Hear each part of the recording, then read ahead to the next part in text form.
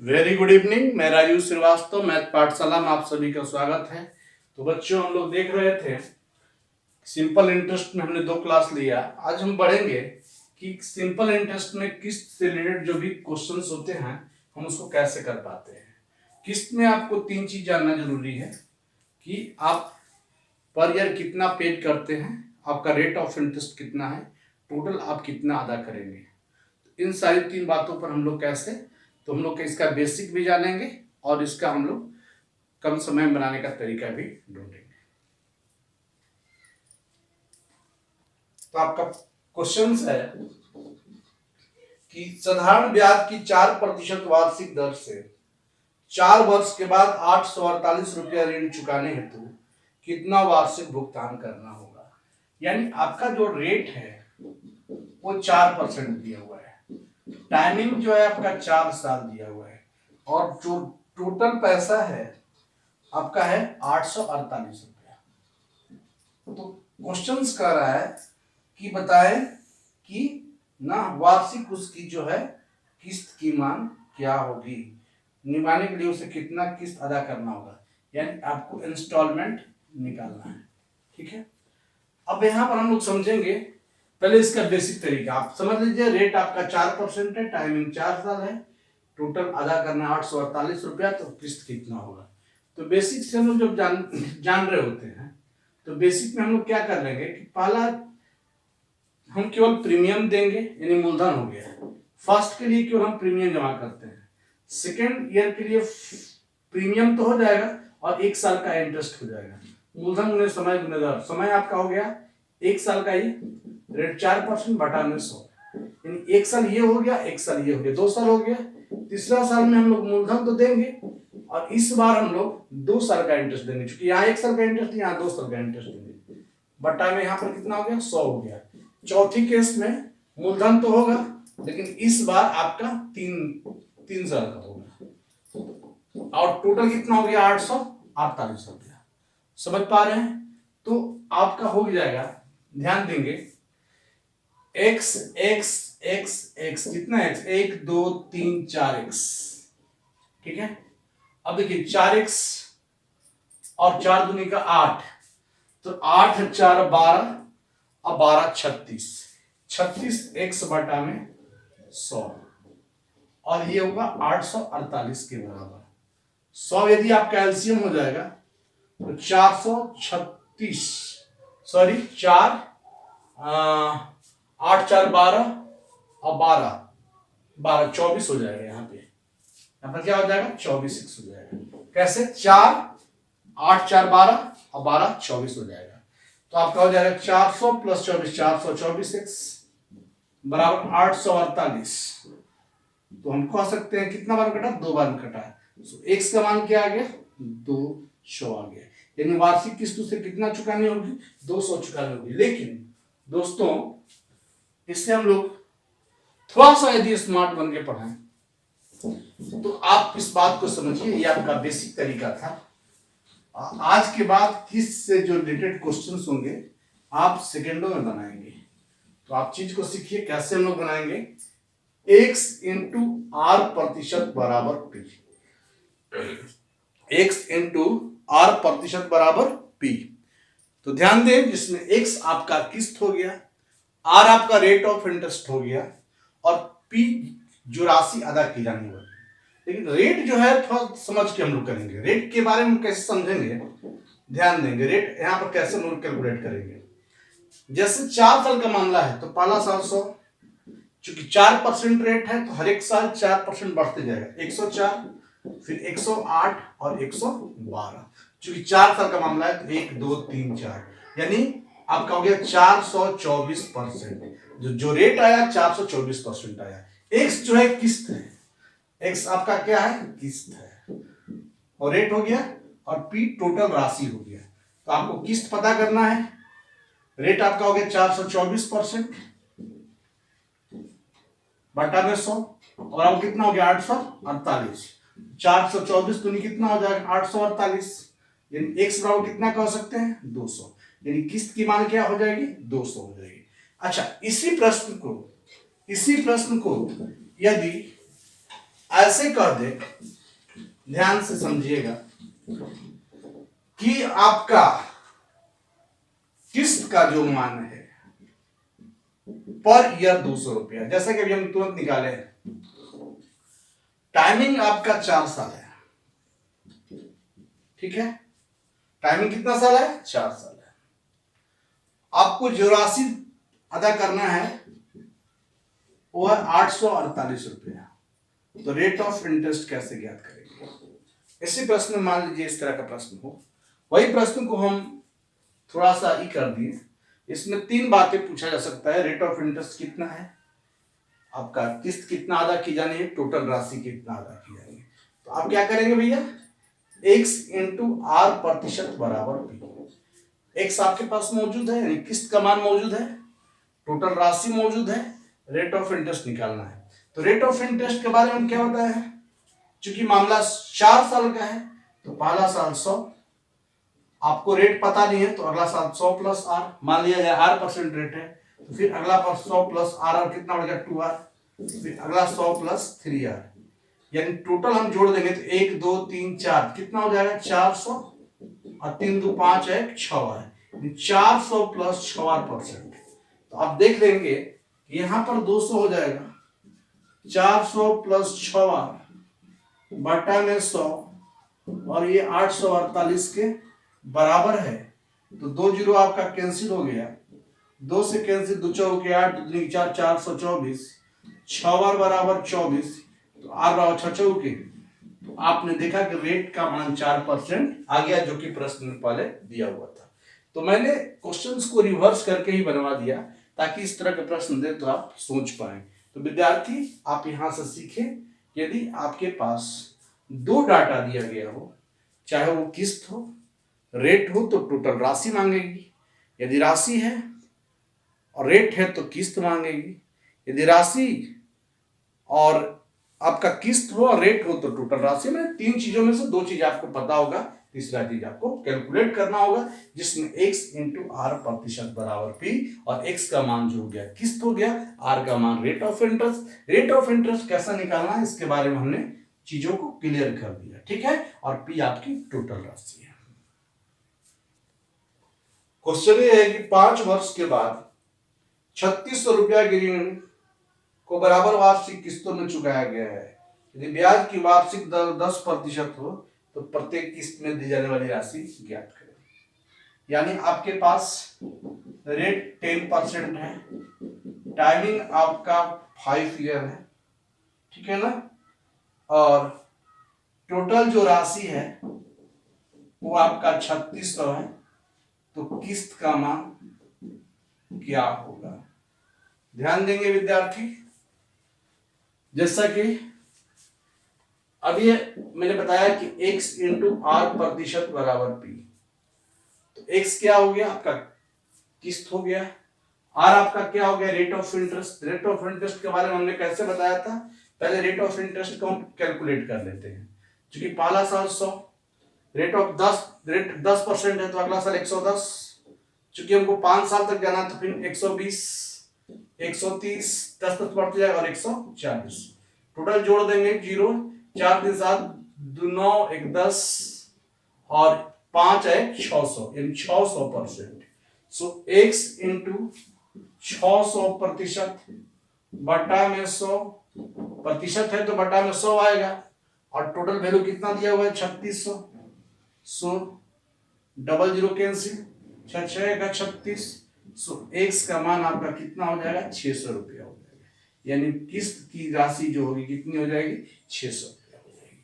तो बस इसमें मेनली आपको समझना क्या है कि रेट के बारे में हम लोग कैसे कैलकुलेट करते हैं। 5 साल है, पहला साल हम 100 लेंगे, जितना रेट है उसको हम ऐड करते जाएंगे। और इसी प्रश्न में यदि आपसे सपोज कीजिए रेट पूछा गया होता है, मान लीजिए आपके पास किस्त दे दिया है, जैसा कि पिछले प्रश्न में भी हम डिस्कस किए थे, किस्त मान लीजिए आपका दे दे, जैसे किस्त आपका 600 रुपया आ गया, समझ, इसको रिवर्स करके बताते हैं। आपका टोटल राशि, अदा की जाने वाली राशि, अदा राशि,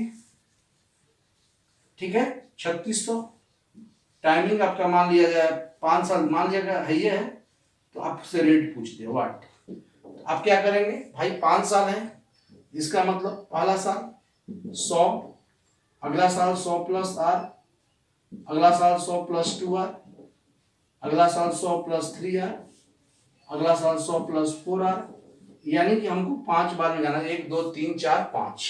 यदि हम कैलकुलेट कर रहे होते तो 500 500 4 3 7 2 9 1 10 10r, यानी प्रतिशत हो गया। तो हम कह सकते हैं यहां पर चीजों को समझ लिया जाए कि x इंटू आर प्रतिशत बराबर p। आपका क्वेश्चन बन गया है, ये मैंने बता दिया। यदि इस तरह का भी बात हो तो हम लोग कैसे सोचेंगे। तो x आपका किस्त का मान इस बार हम दे दिए हैं 600, समझ पा रहे हैं। रेट ऑफ इंटरेस्ट इस बार 500 प्लस 10r बटा में क्या कर देंगे 100, और ये कितना हो जाएगा 3600। इसका मतलब 2 जीरो कैंसिल, 6 से 6 6 36 600, यानी 10r बराबर 600 में से 5 गया कितना बचा 100, सो r बराबर कितना आ गया 10%। और देखिए शुरुआती में आपका r कितना दिया हुआ था 10%। तो मेनली मुझे इस प्रश्न के माध्यम से यह सिखाना था कि आपको 3 चीजों में से 2 चीज आपको पता हो तो चीज आप कैसे निकाल पाएंगे, चाहे वो राशि के रूप में हो, चाहे वो किस्त के रूप में हो, चाहे रेट ऑफ इंटरेस्ट के रूप में हो। आप चीजों को उतारिए, है ना, समझ पा रहे हैं।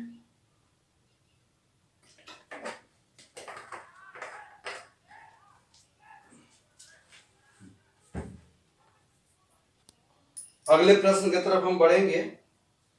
तो अभी अभी आपने सीखा कि इंस्टॉलमेंट रिलेटेड क्वेश्चंस पे काम कैसे किया जाता है।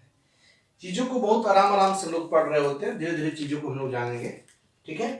एक व्यक्ति क्रमशः 6 वर्ष 10 वर्ष और 12 वर्ष के लिए साधारण ब्याज की क्रमशः 10%, 12% और 15% वार्षिक दर से धन लगाता है। ये 3 वर्ष के बाद प्रत्येक स्कीम से बराबर ब्याज मिले तो इनके धनों का अनुपात क्या होगा। ध्यान देंगे, पहले हम लोग इसका बेसिक समझ लेते हैं। जैसे कि x y z धन हो गया, और जो आपका रेट है 10%, 12%, 15% है। टाइमिंग है आपका जो 6 वर्ष 10 वर्ष और 12 वर्ष, ठीक है ना।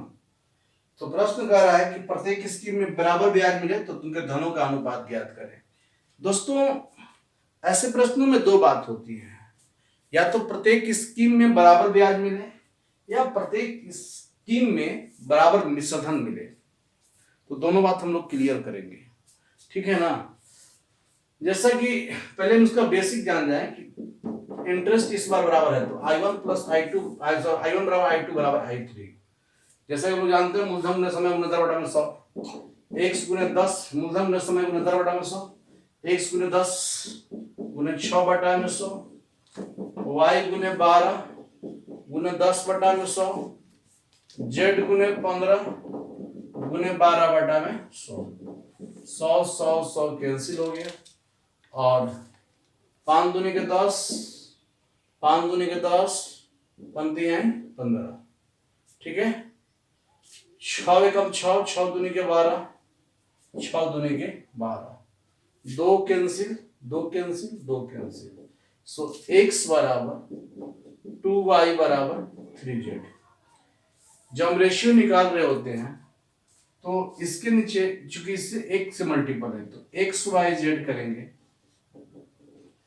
बहुत विद्यार्थी इसको 1 2 3 कर लेता, नहीं बिल्कुल नहीं, 1/1 1/2 और 1/3 कर लेंगे, और 1 2 3 का एलसीएम 6 होगा, तो 6 से क्या करेंगे मल्टीपल कर देंगे, समझेंगे। तो यहाँ हो जाएगा 6, यहाँ हो जाएगा 3 और यहाँ हो जाएगा 2।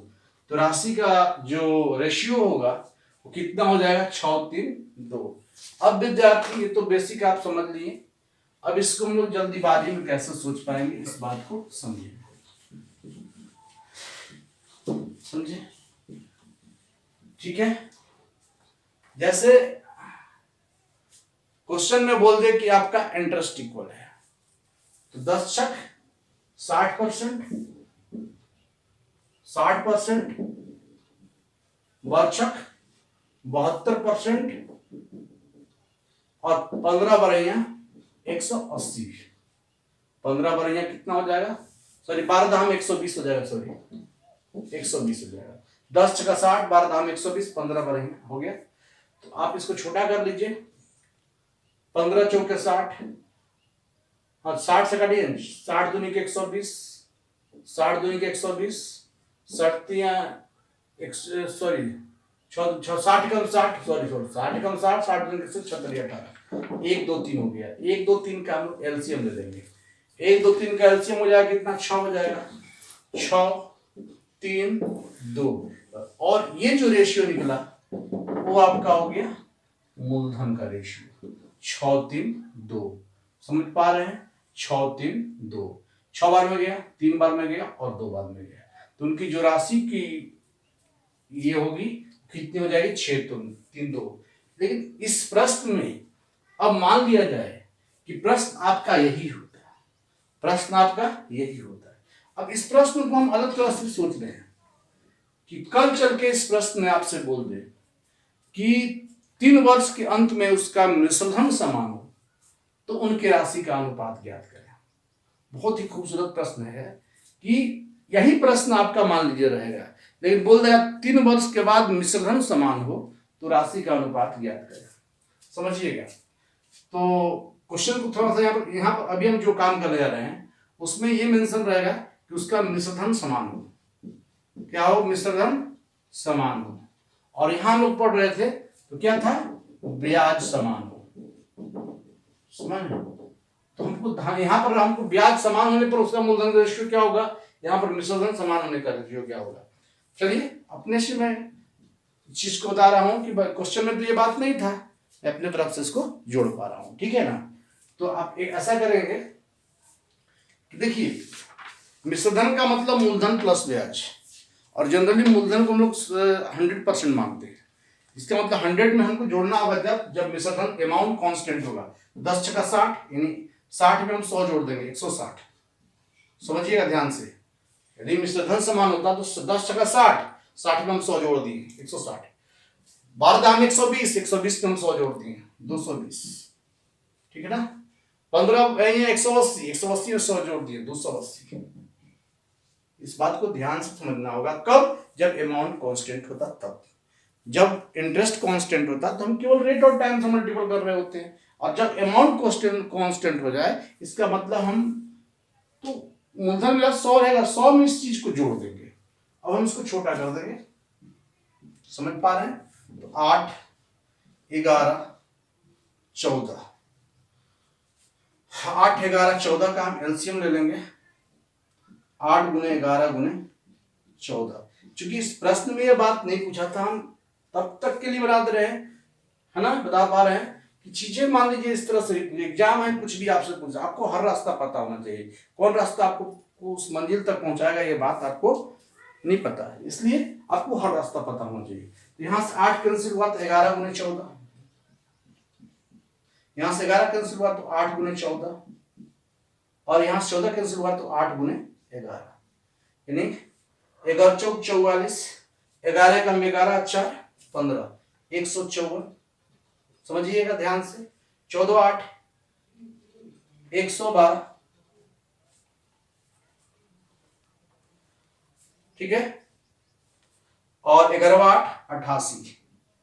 हो सके तो इसको छोटा कर दीजिए, 2 से 2 7 14, 1 निकला, और ठीक है 2 7 14, 1 निकला, 2 7 14 77, 2 5 10, 1 निकला, 2 छक्का 12, और 2 चौके 8 44। तो कह सकते हैं कि इस केस में जो आपका प्रिंसिपल का रेशियो होता है वो क्या होता है, 77 56 44 रहता है।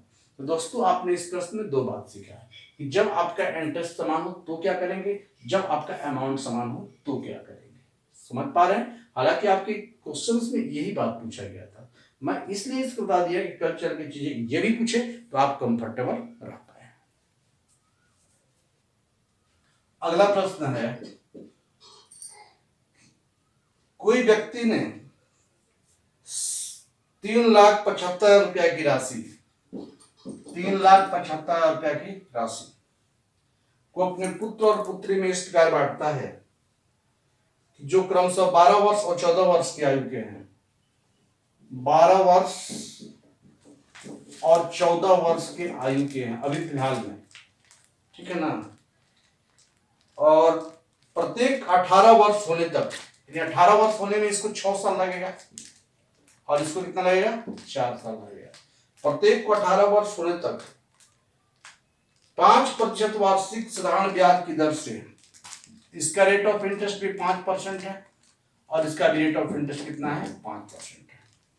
समझ पा रहे हैं होने से, ठीक है। समान धनराशि मिले, समान धनराशि मिलने का मतलब यहाँ पर उसका अमाउंट कांस्टेंट हो गया है। समान धनराशि मिलने का मतलब यहाँ पर क्या उसका कांस्टेंट हो गया, अमाउंट कांस्टेंट हो गया। तो प्रत्येक का भाग ज्ञात करें, ठीक है, ध्यान दें। अब हम जैसा कि बताए हैं कि ऐसे प्रश्नों में दो बात होती है, एक कि जब आपका इंटरेस्ट कांस्टेंट हो और दूसरा जब आपका अमाउंट कांस्टेंट। ध्यान देंगे 6/30%, क्योंकि अमाउंट कांस्टेंट है तो क्या लिखेंगे 130, 5 के 20, 100 में जोड़ देंगे कितना 120, 13-12 का एलसीएम 13 × 12, 13 से 13 घटाएंगे 12, 13। तो जो धन का रेशियो होगा P1 P2, यानी कि इसके लिए P1 यदि धन का रेशियो है मान है और इसका क्या है P2 है, वो कितना हो गया 12:13 हो गया। टोटल कितना हो गया 3 2 5 25 हो गया और 25 का मान 3,75,000 के बराबर है। तो एक का मान आप यहां से निकाल सकते हैं, 25 से कम 25, 10 35, 2 37 12, 25 5 125, 15 बाद में कट गया 15,000। जब एक का मान 15,000 तो 15,000 × 12, 15 दूनी के 30, 15 का 15 दिन 18, 1,80,000 और इसमें हम 15,000 से मल्टीपल कर देंगे तो 15 × 45 और 15 का 15 4 19 पर 3 0। इसका मतलब ध्यान दें कि पहला वाला जो P1 था किसके लिए था, पुत्र के लिए था, और दूसरा जो P2 पुत्री के लिए। तो आपका प्रश्न जो पूछा है उसमें यही मेंशन किया गया है कि बताएं कि, हाँ क्वेश्चन ये पूछा है कि बताएं कि प्रत्येक का भाग कितना हो। तो आपका क्या जवाब होगा कि भाई 1,80,000 रुपया पुत्र को मिलेगा और 1,95,000 किसको मिलेगा, पुत्री को मिलेगा। ठीक है, क्वेश्चन ये है कि ध्यान देंगे किसी धन पर एक निश्चित दर से एक निश्चित समय के लिए साधारण ब्याज मूलधन का 16/25 है, तो दर और समय का संख्यात्मक मान आपस में बराबर है तो दर ज्ञात करें। क्वेश्चन ये करा कि ध्यान देंगे कि किसी धन पर एक निश्चित दर से साधारण ब्याज मूलधन का 16/25 गुना है। यदि मूलधन आपका P रुपया है तो साधारण ब्याज बोल रहा है कि उसका 16/25 गुना है। यदि रेट और टाइम का मान आपस में बराबर हो तो आपसे प्रश्न ये पूछ रहा है कि बताइए कि उसका दर क्या है। तो चूंकि रेट और टाइम तो आपस में बराबर है तो जो रेट होगा वही ना टाइम होगा, अर्थात जो रेट होगा वही टाइम होगा। चलते हैं क्वेश्चन की तरफ बढ़ते हैं। I बराबर PRT बटा में 100, इंटरेस्ट है 16P/25, P को P रहने दीजिए, R और R, बिकॉज इसलिए कि R का मान T के मान के बराबर है। बटा में कितना हो गया 100, P से P कैंसिल, 25 चौके 100 और 16 चौके 64, तो 64 बराबर आपका R² हो गया। इसका मतलब 8, R का मान कितना हो गया 8 हो गया। R% रेट और टाइम दोनों का मान आपस में बराबर है तो यह भी 8 होगा और यह भी क्या होगा 8 होगा। इसका मतलब कहेंगे कि रेट ऑफ इंटरेस्ट भी आपका 8% ही होगा और टाइम जो भी होगा आपका। तो ध्यान देंगे जब भी इस तरह का प्रश्न कहे कि जब r का मान t के मान के बराबर हो तो हम याद रखेंगे √n गुना 10। क्या याद रखेंगे? √n गुना 10। n का मतलब जो गुना हो जाता है 16/25 गुना 10 यानी 4/5 गुना 10, 5 दूनी का 10 यानी कह सकते हैं 8% और या तो 8 वर्ष। दोस्तों जैसा कि आप देखें साधारण ब्याज में बहुत कुछ तो आज हम लोग नहीं सीखे, लेकिन जो भी ठोस सीखे हैं आपका इंस्टॉलमेंट का क्वेश्चंस, और दूसरी बात हम लोग सीखे हैं कि जब इंटरेस्ट कांस्टेंट होता है या अमाउंट कांस्टेंट होता है तो चीज़ों को कैसे जान पाते हैं। आपको हम किस्त में भी आपसे तीनों चीज़ के बारे में बताए थे कि या तो किस्त पूछे, या तो टोटल राशि पूछे, या तो आपसे रेट ऑफ इंटरेस्ट पूछे, जिसमें से 2 चीज़ दिया रहेगा, एक तीसरी चीज़ निकालना हो। तो तीनों चीज़ों को हमने क्लियर किया। देखिए कम पढ़िए लेकिन जो चीज़ पढ़िए उस पर हावी हो जाइए, यही कंपटीशन करता है। ऐसा नहीं कि बहुत चीज़ कंटेंट्स एकदम धीरे धीरे धीरे धीरे आपको जानना है और धीरे धीरे चीज आप एक बेहतर रूप का निर्माण कर रहे हैं। कहा जाता है कि little drops of water little grains of sand make the mighty ocean. चलिए दोस्तों अच्छा लगा कि आप अंतिम तक बने रहें, है ना। चलिए ऑल द बेस्ट। लेकिन वीडियो को चलिए लाइक कीजिए, शेयर कीजिए, सब्सक्राइब कीजिए।